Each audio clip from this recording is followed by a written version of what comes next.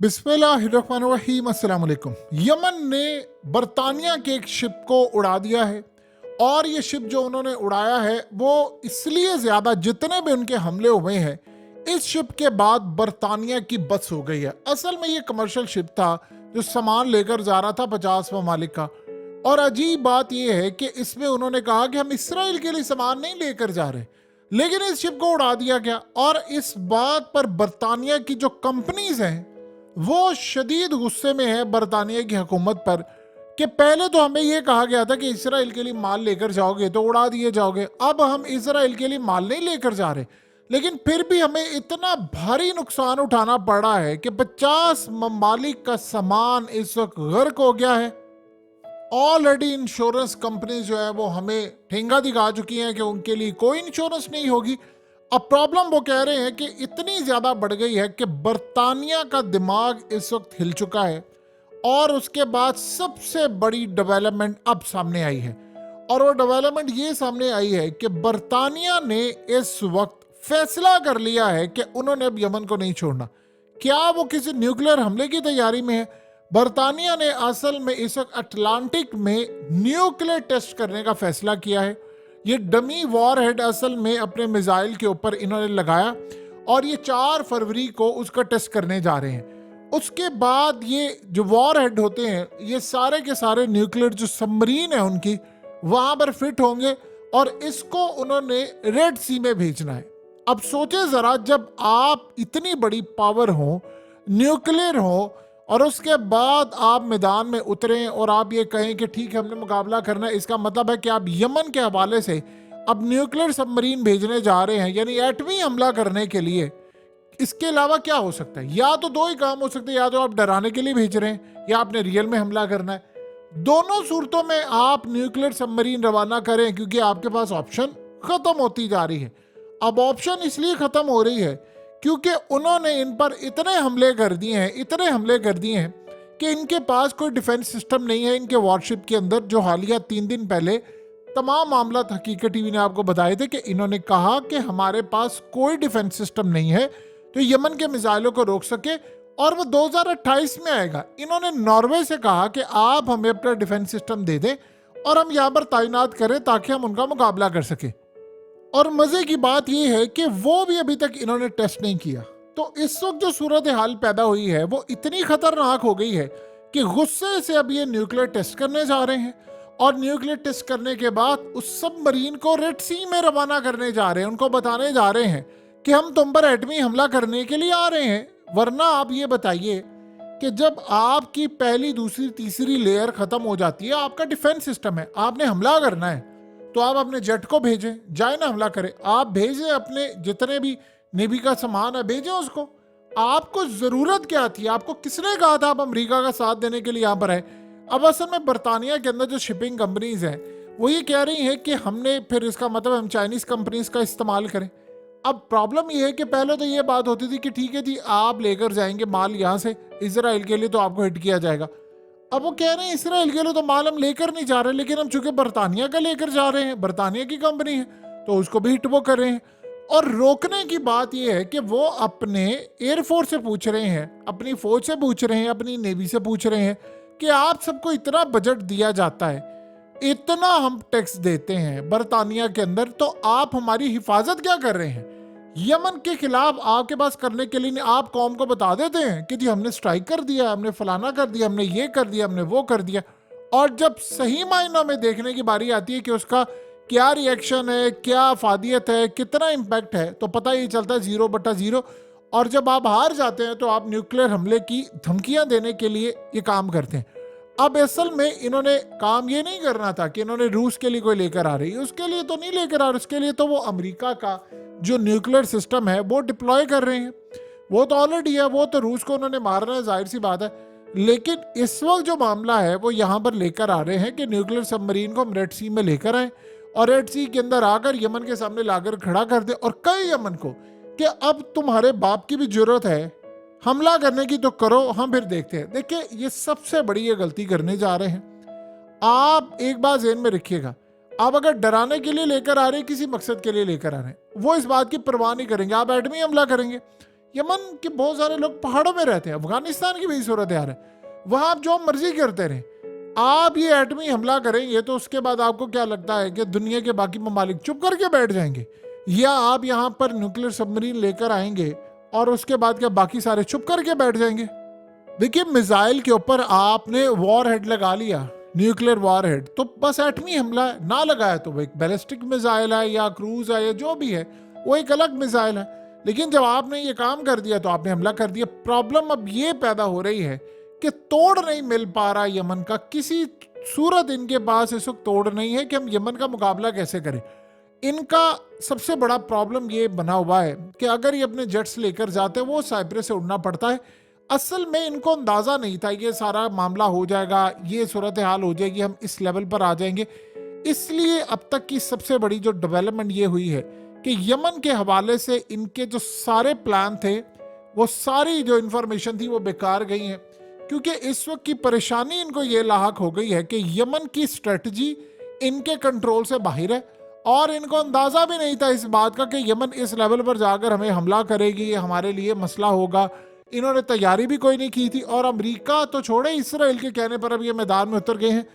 असल में अब हो क्या रहा है, देखिए, जब आपके पास सारे ऑप्शंस खत्म हो जाते हैं तो आप फिर एटमी हमला करने की तैयारी करते हैं, और जब आप एटमी हमला करने की तैयारी करते हैं तो ऑलरेडी हकीकत टीवी ने आपको ये बात बताई थी, इजराइल के पास सारे ऑप्शंस खत्म होते जा रहे हैं। आज नहीं तो कल, कल नहीं तो परसों, सारे ऑप्शंस खत्म होते जा रहे हैं, वन पॉइंट पर आ गया है। और ये बात आप सोच लें कि अगर न्यूक्लियर सबमरीन इनकी आ रही है तो इसराइल के तो मिनिस्टर्स ऑलरेडी कह चुके हैं कि हमने एटमी हमला करना है। आप जानते हैं ईरान ने आज काम क्या किया, 28 ममालिक के अंदर उन्होंने इसराइल की जासूसी का इतना बड़ा नेटवर्क पकड़ लिया है, इतना बड़ा नेटवर्क है, वो कह रहे इंडिविजुअली हम एक एक बंदे की तफसील बताएंगे, कौन कहां पर किस मुल्क में क्या कर रहा है, कैसे जासूसी कर रहा है। वो बड़ी से बड़ी जो डेवलपमेंट है वो इस वक्त सामने उनके आ रही है। लिहाजा अब इतनी बड़ी तबाही इनकी हो रही है कि हर जगह से पकड़े जा रहे हैं।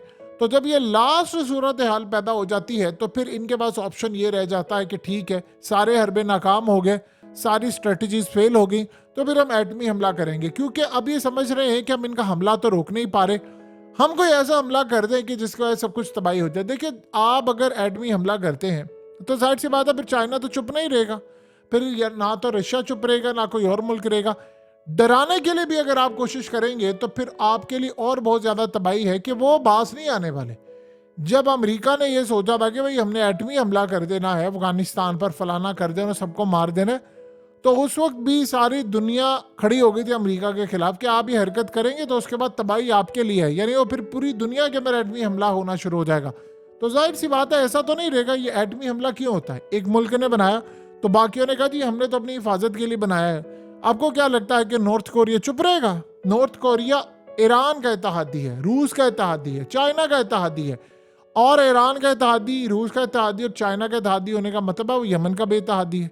तो आप ये गलती नहीं कर सकते। अब जाहिर सी बात है वो कोई न्यूक्लियर आप हमला करेंगे और उसके बाद वो यहाँ तक तो मामला नहीं रहेगा, फिर उसके बाद कई शहर आपके भी तबाह होना शुरू हो जाएंगे, फिर तो ना ईरान चुप रहेगा ना कोई और चुप रहेगा। और इसराइल के पास भी ऑप्शंस खत्म होती जा रही हैं, और वो भी अब ये सूरत हाल, ये जो बार बार उनके वजीरों मिनिस्टरों के थ्रू ये बयानात आ रहे हैं कि हम हमला करेंगे, हम फलाना करेंगे, हम ये करेंगे, वो असल में इसी की कड़ी है। और वो बार बार इसी तरफ आ रहे हैं कि हम इनको डराए नहीं बल्कि हम हमला करते हैं। असल में डराने का जहां तक मामला ये है कि आप आज के दौर के अंदर किसी को नहीं डरा सकते। अमेरिका अपने लेकर आया शिप्स और ये तमाम चीजें, उसको उड़ा दिया। ये तैयारी नहीं करके आए थे, इनको अंदाजा नहीं था कि दुनिया के अंदर अब छोटी छोटी जो ताकतें हैं वो कितनी बढ़ गई हैं। सोचिए अभी तो ये सूरत हाल है, उसके बाद तो यमन पूरी तैयारी करके बैठा हुआ है कि हम समंदरों के अंदर जो इंटरनेट की केबल है उसको जब कट कर देंगे तो पूरी दुनिया का निज़ाम धर्म भरम हो जाएगा। जो यहाँ से केबल्स होकर जा रही हैं, जो रेड सी की साइड से जाती है, और पूरी दुनिया के अंदर 3 जगहों पर कनेक्ट होती है, एशिया, अफ्रीका, उसके अलावा यूरोप से लेकर अमेरिका, हर जगह पर, यानी वो गेटवे है। तो आप सोचिए, आप जब ये काम करेंगे तो आपका निज़ाम चल पाएगा, या वो चुप करके बैठ जाएंगे, या वो आपको छोड़ेंगे नहीं। फिर तो उसके बाद ये नहीं देखा जाएगा कि आपकी एम्बेसीज कहाँ पर हैं, आपकी बेसिस कहाँ पर है। इसका ये मतलब है कि इनकी नेवी फेल हो चुकी है, इनकी फोर्सेस फेल हो चुकी हैं, और ये अपनी शिप्स को बचाने में नाकाम रहे हैं। तो आप बजाय यमन से लड़ाई करने के, भाई आप सीधा सा सादा साल निकाले, आप इसराइल की जंग से बाहर आ जाएं, आप बल्कि उनको कहें कि भाई आपका हमने साथ नहीं देना। आप सोचिए जरा, इसराइल के चक्कर में वो न्यूक्लियर तक आ गए हैं। तो न्यूक्लियर तक आ गए हैं तो इसका मतलब है अगला लेवल जो होता है वो चलाने का, तो वो आ जाएगा। असल में ये इसराइल की स्ट्रेटजी है कि जो ममालिक न्यूक्लियर हामिल हैं उनको उन्होंने अपने साथ रखा हुआ है। आप गौर करते जाएं, अमेरिका ने न्यूक्लियर डिप्लॉय कर दिया है बरतानिया के अंदर रूस को मारने के लिए। रूस ने डिप्लॉय किया हुआ है बेलारूस के अंदर। अब यहाँ पर बरतानिया को वो कह रहे हैं कि ठीक है न्यूक्लियर सबमरीन भेजे यमन के लिए। उधर इसराइल कह रहा है कि मैं खुद न्यूक्लियर मारने के लिए तैयार हूं। किसके ऊपर? गजा के ऊपर और बाकी ममालिक के ऊपर। सोचिए, अभी तो सूरत हाल ये है कि इंटरनेशनल कोर्ट ऑफ जस्टिस से जो फैसला आया उस पर इसराइल ने कह दिया भाई मैंने कोई अमल नहीं करना, मैं किसी के बाप को भी जवाब दे नहीं हूं, क्योंकि उनको पता है कि वो दुनिया के बाप हैं और वो बाप कंट्रोल कर रहा है। लेकिन बाप की कुर्सी इस दफा जो है वो इनके हाथों से जा रही है।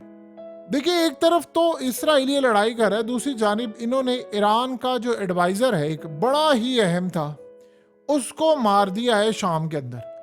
ईरान इस सारी सूरत हाल में बड़ा शदीद गुस्से में है और वो फिर वही सूरत हाल होगी, जिस तरह ये मारते हैं वो फिर इनका जवाब देते हैं, वो इनके नेटवर्क को तबाह करें। अब करते करते दोनों इस वक्त इस तरह हमला कर रहे हैं जिस तरह कभी कराची में हुआ करता था, एक पार्टी दूसरी को मारती थी, दूसरी तीसरी को, वो एक दूसरे को मारते थे। और इस सारी सूरत हाल में एग्जैक्टली इस वक्त यही सूरत हाल इनके साथ चल रही है। अब यहां पर आप ये सोचिए जरा, पिछले 24 घंटों के अंदर इतने ज्यादा मारे गए हैं इजराइल के फौजी, इतने ज्यादा मारे गए हैं, जख्मी हो गए हैं कि इसराइल अब खुद एडमिट कर रहा है और लोगों में गुस्सा जो है वो कंट्रोल से बाहर होता जा रहा है। इस सारी सूरत हाल में जो सबसे ज्यादा मसला है वो ये है कि इसराइल का जो फ्यूचर है वो बड़ा डार्क होता जा रहा है, क्योंकि लोगों ने फैसला किया है कि उन्होंने आने वाली जो जनरेशन है, देखिए आज तक इसराइल के बारे में जो एक तासुर कायम था कि बड़ी तगड़े लोग हैं, ये तो किसी को भी नहीं छोड़ते, ये फलाना ऐसे कर देते हैं वैसे कर देते हैं, वो तासुर इनका खत्म हो गया। अब मामला बिल्कुल अलग है, अब मामला बिल्कुल डिफरेंट है। सो लिहाजा अब इन्होंने जो फैसला किया है वो ये फैसला है कि हमने हर सूरत पूरी दुनिया के ऊपर छाना है। देखिए, पहले ये समझते थे जो इसराइल के अंदर रहने वाले थे कि मुसलमान बहुत ज़्यादा बेजार हैं, मुसलमानों के पास ताकत नहीं है, मुसलमान बिल्कुल पीछे हो चुके हैं, मुस्लिम कंट्रीज इनमें कोई दमखम नहीं है। लेकिन अब की सूरत हाल ये है, यही चक्कर था। इस चक्कर को ज़हन में रखकर ना तो यमन के खिलाफ, ना ईरान के खिलाफ, ना किसी और के खिलाफ अमेरिका ने मुस्लिम कंट्रीज को अपने हथियार देते रहे। इवन क्या आप देखिए, इस वक्त एक डेवलपमेंट आ रही है, आज से चंद महीने पहले तैयब अर्दोगान को कहा गया था अमेरिका की जानिब से कि आप अपना S-400 जो आपने रूस से लिया है आप वो यूक्रेन को दे दो, और यूक्रेन को दे दोगे तो फिर इस सारी सूरत हाल में फ़ायदा ये हो जाएगा कि रूस के सिस्टम को रूस के खिलाफ इस्तेमाल किया जाएगा। अब उस वक्त अर्दोगान ने इनकार कर दिया था। अब डेवलपमेंट ये आ रही है, इंटरनेशनल मीडिया पर बहुत सारी खबरें आ रही हैं कि अर्दोगान को ये कहा गया है कि अगर आप अभी भी S-400 दे देते हो तो हम आपको F-35 तक रसाई दे देंगे। आपको पता है कि बहुत बड़ा तकरीबन 40-50 अरब डॉलर का एक मायदा हो रहा है और उसके तहत बहुत ज़्यादा जहाज लॉकहीड मार्टिन के F-16 से शुरू हो जाए और एंड तक जाए, बहुत बड़ी तादाद के अंदर तुर्की को मिलने वाले हैं। और इस सारे मामले पर अमेरिका ने मीडिया के अंदर एक खबर फैला दी है कि अर्दोगान सोच रहा है ये काम करने को, फैसला नहीं किया, वो सोच रहा है कि अगर ये ऐसा हो जाए। देखिए, पहली तो बात ये है कि आप अगर ये गलती करेंगे तो फिर आप तबाही की तरफ है। यही तो वो बात है ना कि हमेशा से ये सोचते रहे थे कि मुस्लिम कंट्रीज के बाद अमेरिका के हथियार हैं, ये इन्होंने क्या करना है। जिन ममालिक ने हथियार अपने बनाए हैं, चाहे वो ईरान हो, चाहे वो चाइना हो, रूस हो, अब यमन हो या कोई और हो, इन लोगों ने आप ये देखिए कैसे अमेरिका को गले से पकड़ा हुआ है। कि अब बरतानिया की ये सूरत हाल है कि जब उसे पूछा गया कि आप ये यमन के जो मिसाइल आ रहे हैं अब इनको रोक क्यों नहीं पा रहे, तो आप सोचिए उसका जवाब क्या आगे से था कि हम पिछले 2-3 सालों से इस पर काम कर रहे थे और पार्लियामेंट के अंदर भी बातचीत हुई, लेकिन इस पर कोई प्रोग्रेस नहीं हो पाई। तो हमने ये फैसला किया था कि हमने लेने हैं 2028 तक का हमें टाइम चाहिए ताकि हम हथियार और ये तमाम की तमाम जो चीजें हैं वो रखें और फिर हम यमन का मुकाबला कर सके। अब आप सोचें जरा कि इस सारी सूरत हाल में माजी की सुपर पावर और मौजूदा न्यूक्लियर और दुनिया के एक बड़ा मुल्क वो कह रहा है कि हमारे पास यमन का मुकाबला करने के लिए कुछ नहीं, इसीलिए तो वो अब लेकर आ रहे हैं न्यूक्लियर। देखिए, आप जब मैदान के अंदर ले आते हैं कोई न्यूक्लियर सबमरीन, तो फिर आपके ऊपर कोई बड़ा हमला हो जाए, जाहिर सी बात है इस न्यूक्लियर सबमरीन पर भी हमला करना उन्होंने, तो ये भी पॉसिबिलिटी है कि वो गुस्से में इसको चला भी दें। क्योंकि जो लड़ाई होनी है, इसराइल ने अभी तक तो आप देख लेना, अमेरिका, दुनिया सारे उस पर प्रेशर डाल रही है, लेकिन आफरीन है नेतन्याहू पर कि वो प्रेशर सस्टेन कर गया है, और उसने बजाय के ये जंग रोकने के बहुत सारे ममालिक को आगे लगा दिया है, और वो अपनी न्यूक्लियर सबमरीन तक लाने को तैयार है, जैसे बरतानिया। तो अगर वो लाने को तैयार है तो वो चलवा भी देंगे। ये जो वर्ल्ड है वो बड़ी तबाही की तरफ इस वक्त जा रहा है, लेकिन बरतानिया को समझ आ जाएगी कि उसके साथ हुआ क्या है।